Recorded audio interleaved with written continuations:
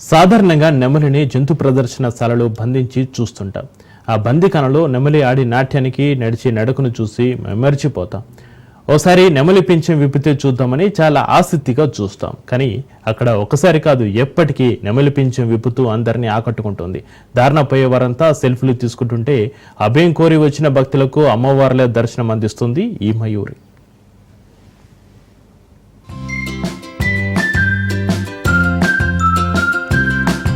భద్రాద్రి కొత్తగూడెం జిల్లా అశ్వరావుపేట మండలం బండారుగూడెం గ్రామంలోని సమ్మక్క సారాలమ్మ ఆలయం వద్ద ప్రతిరోజు ఓ నెమలి సందడి చేస్తోంది.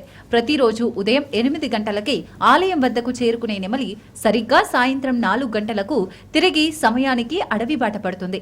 ఇలా గత 6 ఏళ్ల కాలంగా ప్రతిరోజు సమ్మక్క సారక్క ఆలయాన్ని దర్శించుకుని ఆలయ ఆవరణలోనే రోజంతా గడిపి సాయంత్రానికి అడవి బాట పడుతుంది. ఉదయాన్నే అమ్మవారికి నైవేద్యం సమర్పించే సమయానికి నెమలి వస్తుండడం, సూర్యాస్తమయం సమయానికి తిరిగి అడవి బాట పడుతుండడంతో ఆలయ పూజారికి నెమలికి మధ్య దోస్తీ కుదిరింది. దీంతో ఆలయ సమీపంలోనే ఉన్న పూజారి ఇంటి ముందర రోజంతా గడుపుతూ సందడి చేస్తోంది ఈ మయూరం.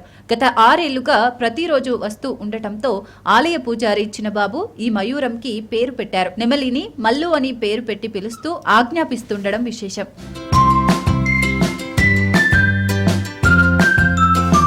గత 6 ఏళ్లుగా ప్రతిరోజు అమ్మవార్లకు నైవేద్యం సమర్పించే సమయానికి నెమలి అడవి నుంచి వస్తుందని, ఇది తమకు ఎంతో ఆనందాన్ని ఇస్తుందన్నారు ఆలయ పూజారి చిన్నబాబు.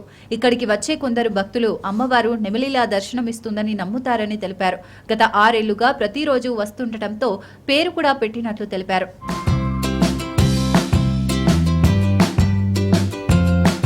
ఆలయ పూజారి నెమలి దగ్గరికెళ్లి మేతను అందించడం, అమ్మవార్లకే సపర్యలు చేస్తున్నట్లు సంతోషపడుతున్నారు. పూజారి చిన్నబాబు కుటుంబ సభ్యులు సైతం తమ ఇంట్లో మనిషిలానే నెమలిని అక్కరకు చేర్చుకోవడంతో ఆ ఆలయానికి నెమలి ప్రత్యేక ఆకర్షణగా నిలిచింది.